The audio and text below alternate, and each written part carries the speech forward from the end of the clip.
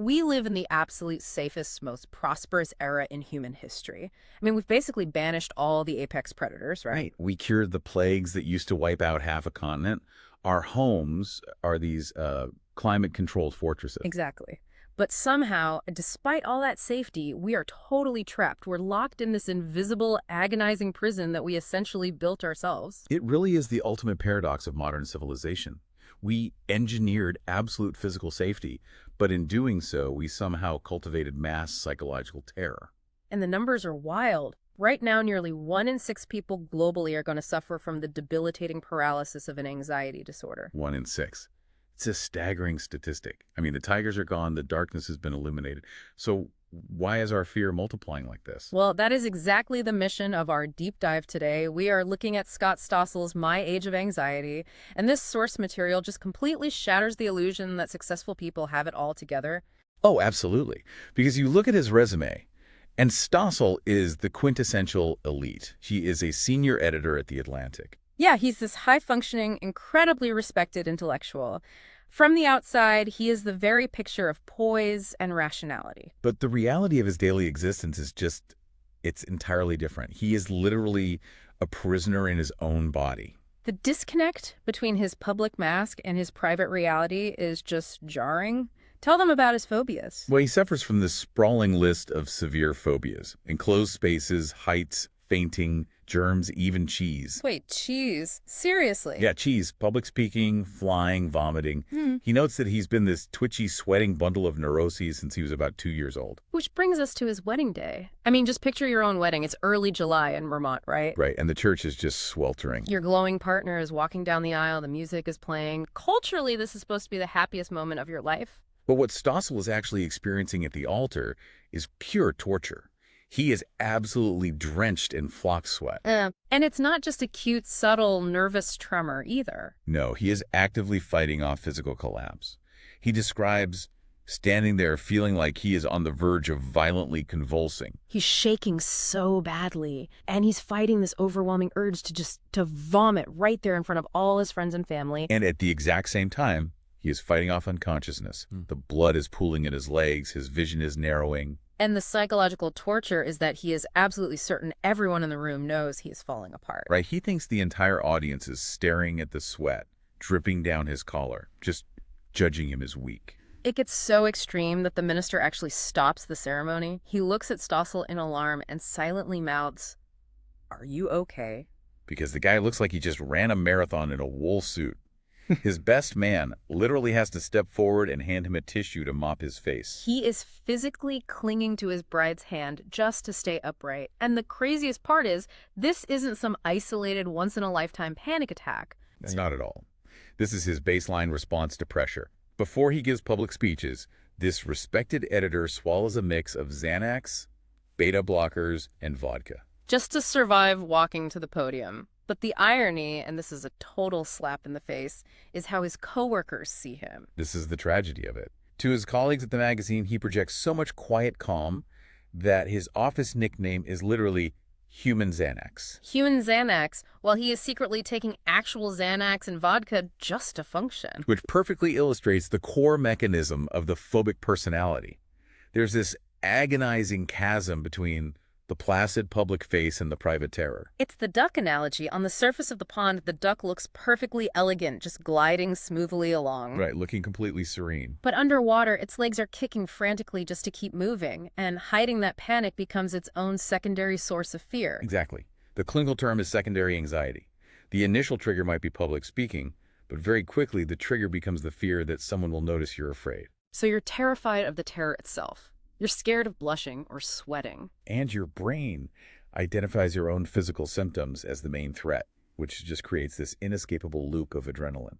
Okay, so if this loop is a universal human glitch, you'd think doctors have been diagnosing anxiety for thousands of years. But the source material drops a massive counterintuitive fact here. Oh, the timeline of the diagnosis, it is wild. 190 years ago, anxiety disorder simply did not exist. It didn't exist at all. I mean, people obviously still felt anxious. Of course they felt fear, but the medical category wasn't there. Even as late as 1950, there was basically zero medical literature on it. The book mentions that in 1927, across the entire global medical community, there were exactly 3 academic papers published on anxiety. 3. We went from 3 papers to a reality where 1 in 6 people have a recognized disorder. You don't get that kind of explosion just from the world getting a little faster. Right, the math just doesn't make sense. So how does a condition go from non-existent in the literature to a massive global epidemic? Well, because the treatment literally predated the diagnosis. We didn't discover a sickness and then look for a cure. We discovered a profitable pill and then had to define a disease to sell it. Break down the Milltown story because it completely flips modern psychiatry on its head. So in the early 1950s, a researcher named Frank Berger was working in a lab that mostly made laxatives and deodorants. Deodorants? He wasn't even looking for a psychiatric drug. Not at all. He was synthesizing compounds and stumbled onto one that had a profound muscle-relaxing effect on rodents. It tranquilized them without putting them to sleep. And by 1955, they brought this to the human market as Milltown. And it didn't just sell, it became a cultural phenomenon. It was unprecedented. Hollywood celebrities were joking about it on TV. They marketed it to stressed-out executives with boss nerves. And to suburban housewives dealing with post-war isolation. But the doctors weren't treating a categorized disease, were they? No, they were essentially medicating the generalized stress of modern life. They found a chemical pacifier, and the demand was limitless. But eventually they needed to legitimize it, right? Because you can't just keep selling it as a lifestyle tweak forever. Right. By the late 70s, drugs like Milltown and Valium were raking in billions. Valium was the most prescribed drug in the Western world. But the psychiatric manuals hadn't caught up yet. Exactly. It wasn't until 1980 that the American Psychiatric Association published the DSM-3, and this was a massive shift. They pushed out the vague Freudian ideas and officially defined anxiety disorders as biological diseases. They drew neat little boxes around human fear and attached billing codes to them. They turned normal stress into a chemical imbalance. And by doing that, the medical industry created an ever-expanding permanent customer base. And the financial toll today is just staggering. It holds the entire economy hostage. Americans lose 321 million workdays a year, specifically to anxiety and depression. That's an economic black hole of $50 billion annually. And whenever there's a cultural crisis, we just use these pills to numb it. The data on that is jarring. After the September 11 attacks, national prescriptions for Xanax spiked by 9%. And in New York City alone, they surged by 22%. Then, after the 2008 financial crash, prescriptions in New York spiked another 9%. We basically use chemical pacifiers to treat societal failures. Well, hold on, let me push back here. If someone loses their home in a crash, their heart rate genuinely skyrockets. They can't sleep. Oh, the physical response is very real. Right, like Stossel violently shaking at his wedding. That is a measurable physical illness. You can't just call that a marketing scam. No, the suffering is absolutely real. That's a vital distinction. The flood of adrenaline, the cortisol spike, that is undeniable biology. His agony was as physically real as a broken arm. Yes. What is a modern invention, though, is our interpretation of that suffering. We took a fundamental human survival trait and pathologized it. We labeled it a malfunction that needs to be eradicated rather than an evolutionary alarm system that's just misfiring. Exactly. Which brings us to a huge evolutionary contradiction. Natural selection is ruthless, right? It deletes weakness. Right. Over millions of years, if something doesn't help you survive, it gets bred out. So why hasn't evolution deleted crippling anxiety? Because, shockingly, in the harsh math of evolution, cowardice is a highly successful survival trait. That is so counterintuitive. We idolize the fearless hero. We build statues to the brave guys. But evolution doesn't care if you're happy or relaxed. It solely cares if you survive long enough to pass on your genes. So the fearless caveman who wants to pet the lion in the tall grass. He gets eaten, his fearless genes die right there with him. But the anxious caveman, He hears the rustling, his heart spikes, and he sprints in the opposite direction. he hides in a dark cave for 3 days. Absolutely miserable, constantly expecting to die. But he is alive. He survives to reproduce. So we are basically the heirs of the twitchy, neurotic cavemen who jumped at their own shadows. Fear kept our ancestors alive. And if you look at the titans of human history, the people who built the modern world, they weren't fearless action heroes. No, they had staggering levels of anxiety. Thomas Jefferson, Gandhi, Barbra Streisand, Charles Darwin, they were all crippled by it. Darwin is the most profound example. The mind that unlocked the secret of biological life spent decades essentially housebound by terror. The father of evolutionary biology was too afraid to leave his own house. That is wild. He was a physical wreck.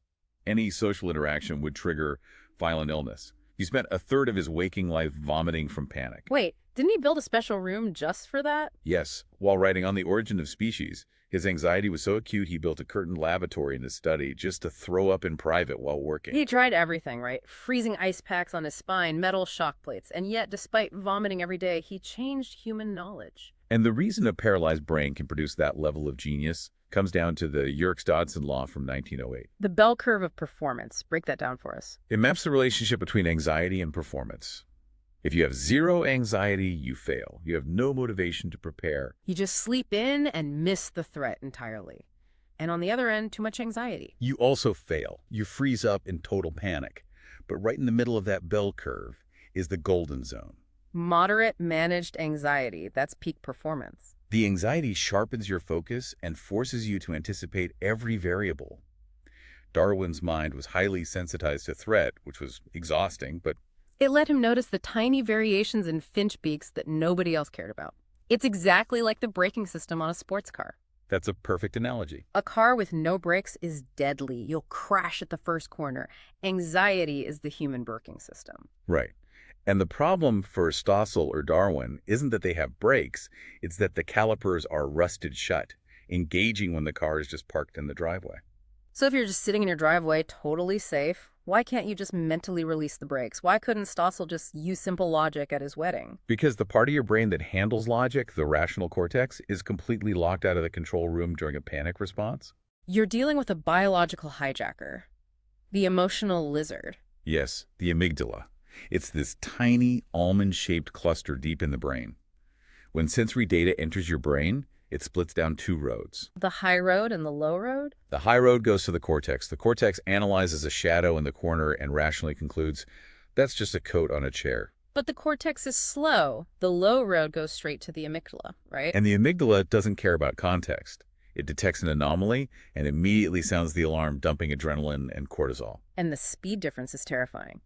The amygdala processes the threat in about 30 milliseconds. 30 milliseconds. By the time your rational brain realizes it's just a coat, your heart is already hammering and you're sweating. You're reacting before you even consciously know what you were reacting to. And once that chemical cascade starts, you can't just think your way out of it. You really can't. The mechanism is so powerful that even the strongest, most highly trained minds will break under its weight. It's not a moral failure or a lack of willpower. We saw a really tragic proof of this during World War II in Malta. The siege of Malta was a disaster for the willpower theory. The island was under relentless aerial bombardment. And the military commanders literally tried to outlaw fear. They put up signs saying real men don't show anxiety. They punished officers who showed stress. They really believed strict discipline would make the biology vanish. How quickly did that fall apart? Instantly. Countless men broke down under combat fatigue. The body's stress response is designed for a 60-second sprint from a predator, not continuous mortar fire. When that alarm is permanently switched on, the cortisol literally becomes toxic. It damages the nervous system physically. Look at the data on hand tremors and incontinence from the infantry. 75% suffered hand tremors, 25% lost control of their bladders. It is the absolute physical limit of the human machine. And we still haven't learned this. The sources say 1 in 3 Iraq war veterans are currently on psychiatric medication. And PTSD doubles the premature death rate. Double the death rate. Because chronic fear destroys the heart and the immune system. But wait, if this is purely biological, why is the limit so different for everyone? Why does a Navy SEAL stay totally calm in a firefight while Stossel panics at a dinner party? To understand that, we have to look past the brain and look at the genetic blueprint. The difference is written into their DNA. The genetic chains. Because this data totally destroys the lazy advice of telling someone to just calm down. You cannot calm down a genetic sequence. You absolutely cannot. Anxiety is about 30% genetically heritable. And researchers found specific markers, like the COMT gene on the 22nd chromosome. The worrier versus warrior gene. Break down the mechanics of this because it physically changes how the brain handles pressure. So the COMT gene makes an enzyme that acts like a vacuum cleaner in your prefrontal cortex, clearing away dopamine. Dopamine helps you focus, but you need exactly the right amount. Right. The warrior variant produces a super strong vacuum cleaner, On a normal Tuesday, it sweeps away dopamine too fast, making them feel understimulated. But when a crisis hits and the brain floods with a massive dopamine surge, their strong vacuum perfectly manages the surge. That's the star quarterback standing completely still in the pocket with 3 linebackers rushing him. The stress is literally his fuel. But the warrior variant, their gene, produces a really lazy vacuum cleaner. Yes, in a calm environment, this is a massive advantage. They have higher baseline dopamine, so they are brilliant at complex planning and foreseeing subtle dangers. But when the linebacker rushes at them, Total systemic crash. The dopamine surge overwhelms their weak vacuum, the prefrontal cortex shuts down, and the amygdala takes over. They freeze. so for a warrior, stress is a performance enhancer. For a warrior, it's neurochemical poison, and it's just inherited. Like Stossel's great-grandfather, the Harvard dean. Chester Hanford, brilliant man, but he spent his later years in the fetal position groaning from baseline anxiety. The genetic chain binds us. But it's not just DNA, right? Womb programming is incredibly real. The story of Thomas Hobbes in the sources blew my mind. Hobbes famously said that human nature is paranoid and violent. And look at his birth. He was born premature in 1588 because his mother was terrified of the Spanish Armada invading. She's in a state of sustained panic and her body is flooded with cortisol. And that maternal cortisol crosses the placenta, physically altering the structural development of the fetal amygdala. It wired his brain to expect a hostile world. Hobbes literally wrote later in life, "Myself and fear were born twins." It's perfectly scientifically accurate. Think of your baseline anxiety like the master volume knob on a stereo. Your genes build the stereo, but maternal stress presets the volume to 10 before you're even born. And the programming continues after birth. John Bowlby's attachment theory shows how a highly nervous, overprotective mother wires a child to view every playground slide as a death trap. We literally absorb the fear of the people assigned to protect us. So we're hijacked by the amygdala, chained by our genes, wired in the womb. It feels so deterministic. But then society itself adds more chains. The class shackles. It is a profound realization that social hierarchy dictates the chemical composition of your blood. Robert Sapolsky's baboon research proves this. Yeah. The alpha males at the top had control, so they had low resting cortisol. But the subordinate baboons at the bottom, facing unpredictable harassment, had chronically elevated stress hormones and suppressed immune systems. And humans operate on the exact same endocrine principles. We just swap physical dominance for economic status. Look at the story of Ned the dentist. Ned was a flawless dentist for 30 years, but developed paralyzing panic attacks. His hands would shake so badly he had to stop working. But he didn't panic with every patient, right? No, the trigger was entirely socioeconomic. If a patient was on Medicaid or paying cash, Ned was perfectly calm. His hands were steady. Because he held the status in that dynamic. But if a patient walked in with premium corporate insurance, Ned would completely fall apart. Deep in our evolutionary past, being rejected by high-status tribe members meant exile and death. so his ancient brain saw the potential for upper-class judgment as a literal threat to his survival, flooding his blood with adrenaline. Which proves anxiety isn't just a mental game. It is intensely physical. It lives in the gut. The second brain. This statistic changes everything. 95% of the body's serotonin is produced in the intestinal tract, not the brain. The gut and the brain are in constant communication via the vagus nerve. That's why Darwin spent decades crippled by severe nausea. And why Stossel has emetophobia, the intense fear of vomiting, and severe bowel issues. The physical vomiting isn't a side effect, it's the second brain panicking. Hippocrates actually understood this. He attributed severe anxiety to an excess of black bile in the gut. When the mind perceives a threat, the gut literally weeps. Okay, so if our mind and body are totally hijacked, we naturally turn to pills. But what are we actually curing? We have to dismantle the chemical imbalance illusion. For 30 years, pharma sold us the idea that anxiety is just a deficiency of serotonin in the brain. It sounds so logical. You're low on oil, the engine knocks. You take an SSRI, top up the serotonin, and you feel better. But massive studies, like the 2010 Newsweek cover story, suggest that for mild to moderate anxiety, SSRIs are often barely more effective than a sugar pill. A placebo. You're telling me this multi-billion-dollar industry is basically selling scientifically inert Tic Tacs? The placebo effect in psychiatry is incredibly powerful. The mere belief in a cure physically alters brain chemistry. But hold on, I have friends who swear Lexapro saved their lives. They couldn't get out of bed and the pill worked. Is the science missing something? The relief is real, SSRIs do alter chemistry, keeping serotonin in the synaptic gap, which stimulates the growth of new neurons over time. So they help the brain rewire. But they don't surgically target fear, do they? They blunt everything. Right, they lower the ceiling on panic, but they also raise the floor on joy. They create a kind of emotional anesthesia. And when the emotional anesthesia isn't enough, people turn to benzodiazepines, Valium, Xanax, Klonopin, the soul tranquilizers. In the short term, they're magic. They enhance GABA, which aggressively powers down the nervous system. A Xanax shuts down a panic attack in 20 minutes. But the hidden cost is terrifying. Long-term use shrinks the brain's cortex. And the withdrawal is a neurological nightmare. Patients hallucinate, they feel bugs crawling under their skin, they suffer violent grand mal seizures. The ultimate cure for fear becomes a poison you can't survive without. So when the pills fail completely, medicine goes back to the medieval-sounding stuff. Electroshock. Electroconvulsive therapy, or ECT. Stossel's great-grandfather eventually underwent it. You pass an electrical current through the brain to induce a brief seizure. It sounds barbaric. You are literally electrocuting the brain until it convulses.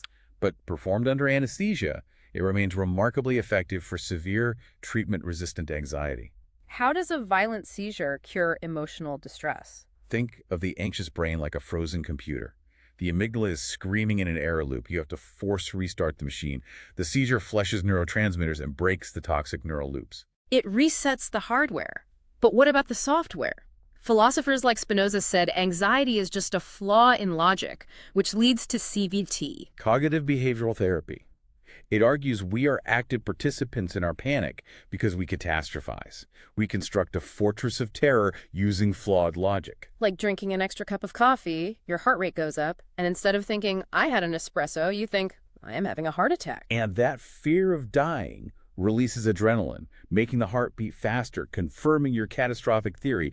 It's a self-sustaining feedback loop of bad math. CBT tries to break the logic prison, but the flaw is that it assumes the rational cortex can shout louder than the amygdala. And the amygdala has a 30-millisecond head start. You can't always logic your way out of a physiological cascade. Which brings us to a huge ethical question. If we eventually invent a pill with no side effects that perfectly erases fear, are we medicating away our humanity? Sadness, fear, anxiety, they aren't just useless glitches. They are crucial data points. They tell us what we care about. You can't have the light without the shadow. And that brings us to the final, most surprising reveal. There is a profound gift hidden inside this pathology. There really is. The genius correlation. Dr. Jeremy Koplin's research revealed a striking positive correlation between high IQ and high anxiety. The smarter you are, the more likely you are to be a neurotic wreck. Why are they bound together? Because the cognitive tools that create intelligence are the exact tools that create anxiety. An anxious mind is uniquely gifted at simulating the future and foreseeing wildcard dangers. So their agonizing perfectionism comes from the fact that they can actually imagine how everything falls apart. Exactly. The same hypervigilance that kept Darwin vomiting behind a curtain allowed him to see the infinitely complex connections of the natural world. Ignorance is biologically blissful. The shadow of high intelligence is anxiety. Kierkegaard nailed this in the 19th century. He called anxiety the dizziness of freedom. He argued that a beast grazing in a field feels no anxiety. A human locked in a cage with no choices feels no anxiety. You only feel it when you realize you have choices. You stand on the edge of a cliff, and the fear isn't just falling, it's the realization that you have the freedom to jump. Anxiety is the tax we pay for being conscious. Free beings capable of moral responsibility. To eradicate it entirely would be to eradicate our ability to create and care about tomorrow. You don't get the Sistine Chapel or the theory of evolution without minds tortured by the possibility of failure. The anxiety is the price of admission to a highly perceptive life. That is the ultimate reframe. The mechanism that makes you worry about a dinner party is the same one that makes you care deeply about your family. So next time you're sitting at your desk and your heart races over a mundane email or you're sweating through your suit at an altar, don't just view it as a sickness. Don't label your body's reaction as a pathetic flaw that needs to be masked. What if that incredibly uncomfortable feeling is just your brilliant million-year-old nervous system operating at peak capacity? It is desperately trying to protect you. You don't have to choose between a numb, medicated safety and a terrifying freedom. You just have to learn how to ride the dizziness. Evaluate if you carry the worrier or warrior gene. recognize the invisible prison, but also recognize the absolute genius it took to build it. Thank you for taking this deep dive with us. Stay curious.